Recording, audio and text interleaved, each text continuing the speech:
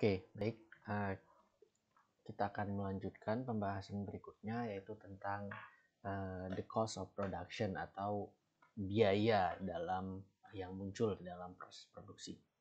Sebagaimana di pembahasan sebelumnya, ketika berbicara tentang producer surplus, kita sudah menyimpulkan di sana producer surplus itu akan semakin tinggi ketika tingkat efisiensi dari suatu proses produksi itu juga semakin tinggi.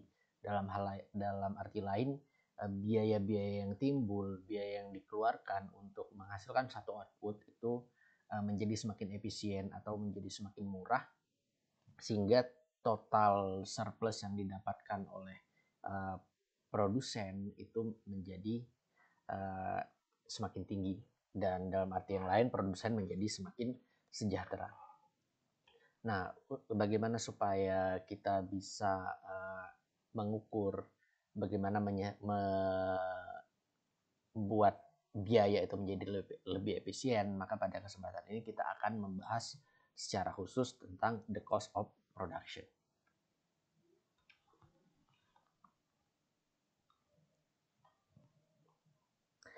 Nah, pertama adalah what are the cost. Jadi apakah itu biaya?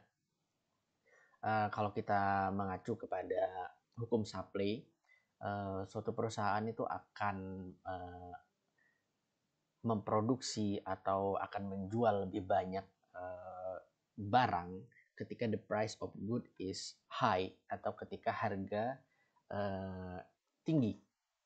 Ketika harga tinggi, maka akan terjadi kenaikan supply, sebagaimana yang sudah kita bahas dalam law of supply.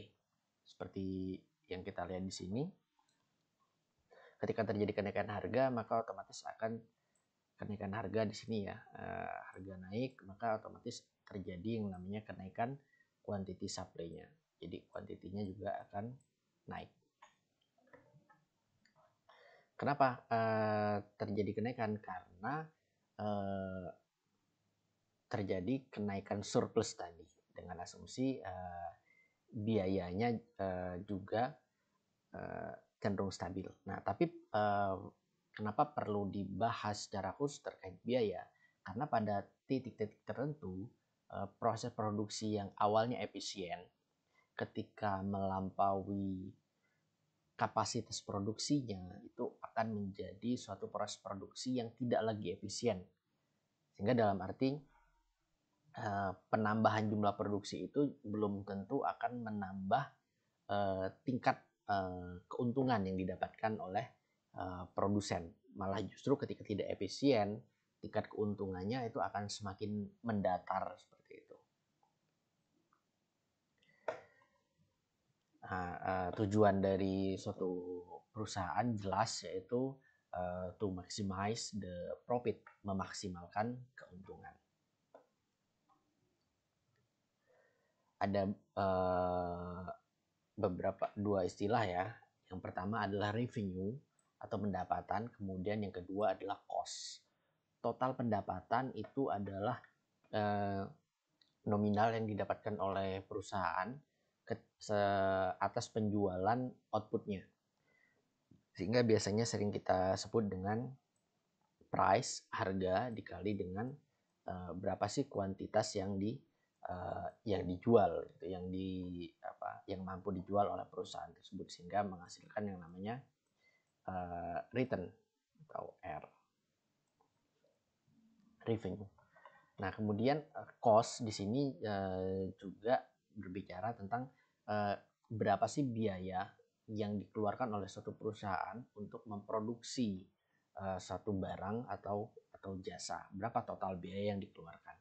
Sehingga perbandingan antara revenue dikurangi dengan cost itu menjadi yang namanya profit. Nah, profit is the firm's total revenue dikurangi total cost. Like this ya, seperti ini.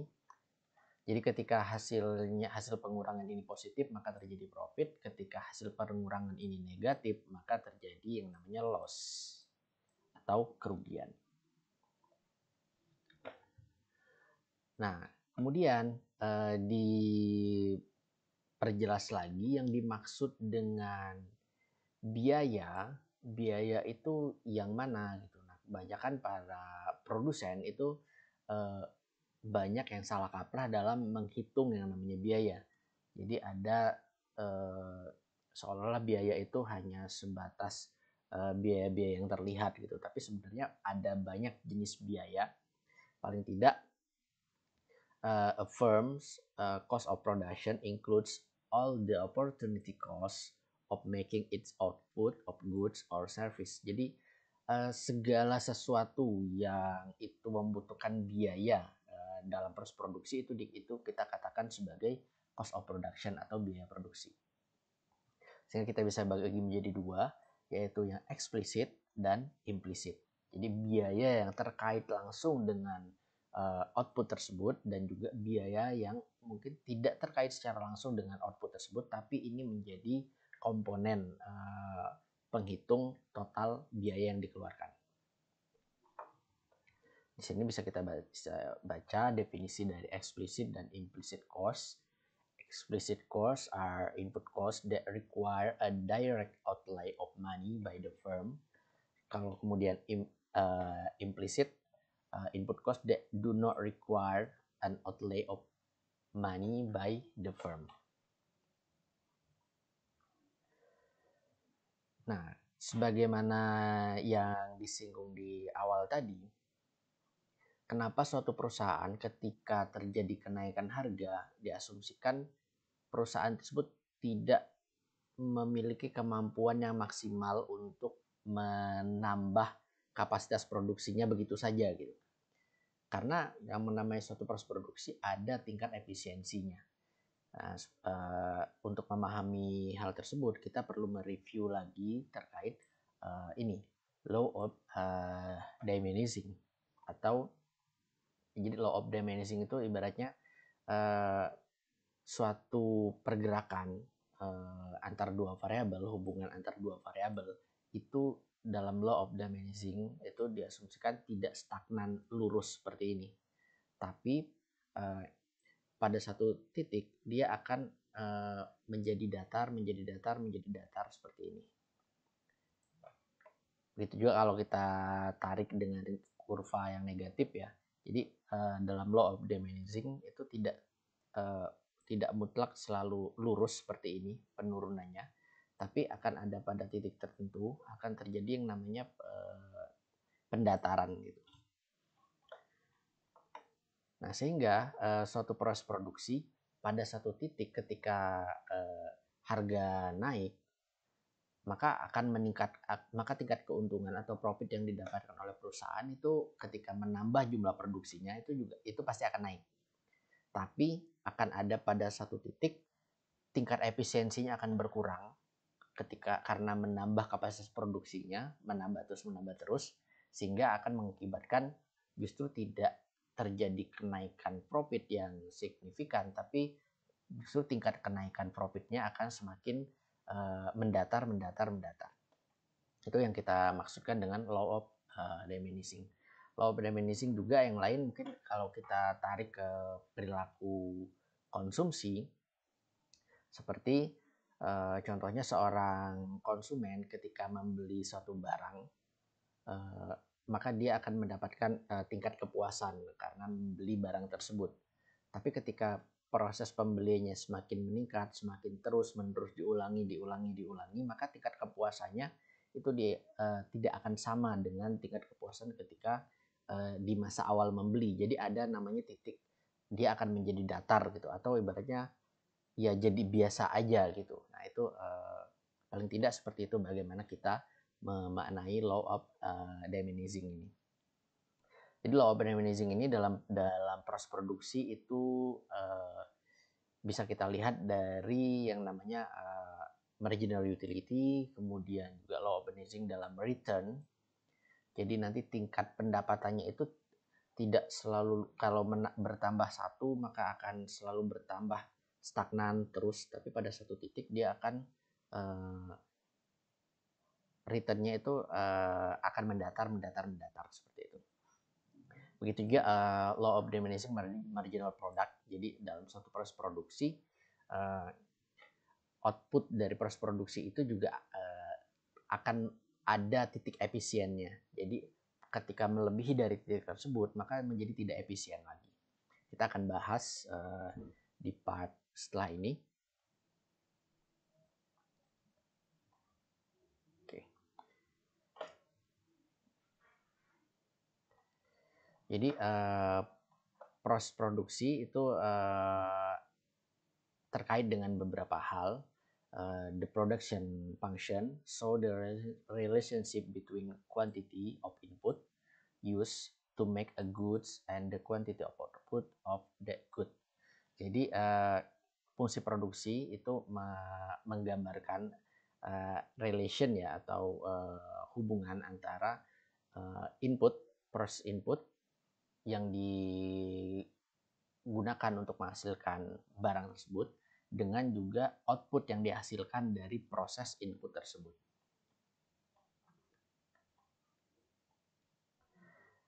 Nah, kemudian ada istilah dalam proses produksi, itu ada istilah yang namanya marginal product. Marginal product of any input in the production process is the increase in output that arise from an additional unit of that input. Jadi setiap ada penambahan input, maka penambahan outputnya berapa. Nah, misalkan seperti ini, contohnya ini kuantitinya, quantity outputnya, kemudian ini misalkan jumlah tenaga kerjanya. Ketika tenaga kerjanya, misalnya kita asumsikan seperti ini ya. Nah, ketika tenaga kerjanya 1, maka outputnya sekian. Ketika nah ini ada inputnya, kemudian di sini outputnya. Ketika dibutuhkan, misalkan pengen menaikkan outputnya menjadi lebih banyak, maka ditambahlah inputnya. Begitu seterusnya dan seterusnya. Nah, tingkat penambahannya ini, tingkat penambahan yang terjadi itu disebut dengan marginal product, penambahan outputnya. Nah, marginal product ini juga terkena dengan law of diminishing tadi, di mana diminishing marginal product is the property whereby the marginal product of an input decline as the quantity of the input increase. Jadi ketika inputnya bertambah, increase ya, pada satu titik, maka outputnya justru akan penambahannya tidak setinggi penambahan inputnya. Menjadi seperti ini, menjadi agak datar, atau bahkan pada satu titik kalau semakin diteruskan proses ini, maka dia bisa berbalik gitu. Jadi menjadi tidak efisien lagi. For example, as more and more worker are hired at a firm, jadi semakin banyak tenaga kerja yang dipekerjakan dalam suatu perusahaan, each additional worker contributes less and less to production. Jadi setiap penambahan tenaga kerja itu, maka kontribusi produksinya itu justru tidak akan bertambah sebanyak ketika tenaga kerjanya masih sedikit, tapi justru akan semakin berkurang, because the firm has a limited amount of equipment. Jadi dengan asumsi misalkan yang nambah itu hanya tenaga kerjanya, tapi perusahaan ini tidak menambah misalkan equipmentnya, tidak menambah peralatan, misalkan tidak menambah mesin yang digunakan gitu, sehingga ketika hanya penambahan pada satu sisi, maka otomatis kontribusi dari pekerja ini justru akan tidak efektif lagi. Kita bisa lihat dalam pemaparan di sini ya. A production function and total cost dari suatu cookie factory. Kita lihat di sini, diasumsikan di sini yang nambah hanya tenaga kerjanya, tapi equipment atau peralatan untuk produksinya tidak bertambah. Maka yang terjadi apa? Yang terjadi kalau kita lihat, ketika tenaga kerjanya 1, output yang yang diproduksi itu 50. Nah, seperti itu. Asumsinya kan kalau tenaga kerjanya 2, harusnya itu kan outputnya adalah 100. Tapi karena hanya pada aspek tenaga kerjanya saja yang inputnya yang bertambah, maka akan terjadi pengurangan di sini. Jadi tetap bertambah outputnya, tapi yang terjadi adalah marginal product of labor-nya. Jadi output yang dihasilkan oleh penambahan tenaga kerja tadi itu tidak setinggi sebelumnya. Yang awalnya 50, kemudian ketika bertambah jadi 2, selisihnya itu hanya 40. Begitu juga ketika naik menjadi 3, di sini outputnya tetap bertambah, tapi marginal produknya juga akan semakin berkurang seperti ini. Sehingga pada satu titik tertentu, misalkan pada 6 ya di sini, mungkin ini less dan mungkin hanya 5 gitu. Jadi penambahan tenaga kerja di sini kontribusinya hanya 1/10 daripada penambahan tenaga kerja ketika 1 ke 2. Di sini yang disebut dengan diminishing marginal product. Nah, dampaknya adalah ke sini. Jadi cost of worker-nya, misalkan ini cost of factory-nya dianggap tetap gitu kan.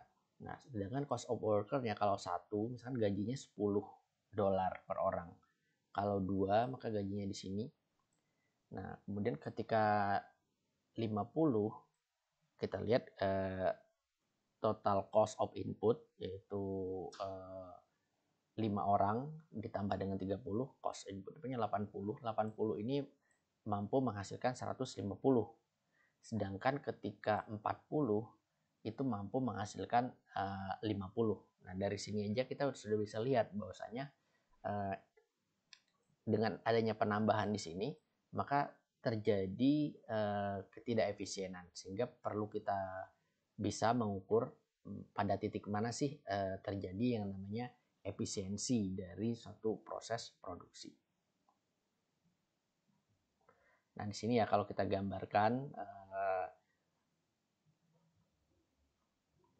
nah di sini tadi quantity outputnya, jadi cookies yang dihasilkan, kemudian quantity of worker-nya, jumlah worker-nya.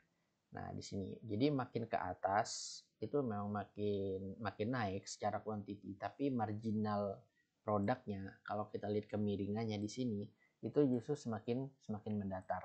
Dan pada titik ini mungkin nanti kalau dilanjutkan itu justru akan makin datar, dan yang terjadi adalah menambah tenaga kerja itu hanya menghabiskan hanya menambah biaya yang menyebabkan itu tidak menjadi tidak efisien. Sehingga biasanya ada istilah perampingan tenaga kerja gitu kan, karena perusahaan menganggap input yang dilakukan itu tidak lagi efisien, sehingga perusahaan akhirnya mencoba untuk mengembalikan proses produksinya menjadi kembali efisien.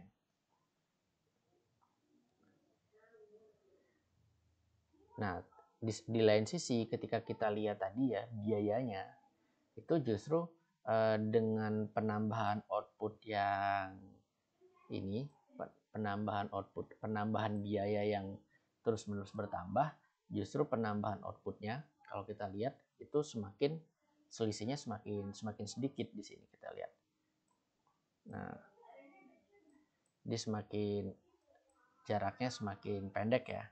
Jadi kalau kita lihat jarak ke sini, quantity of outputnya yang awalnya itu sepanjang ini, kemudian menjadi lebih pendek, dan seterusnya menjadi lebih pendek lagi, menjadi lebih pendek lagi, menjadi lebih pendek lagi. Nah, itu yang kita sebut dengan terjadi yang namanya diminishing dalam marginal product.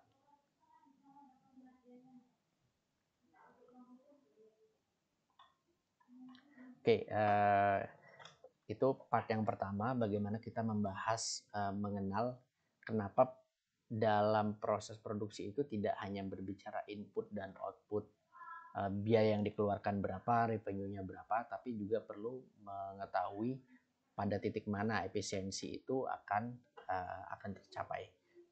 Di part berikutnya kita akan kaji lebih lanjut dengan membedah lebih detail terkait biaya-biaya tadi.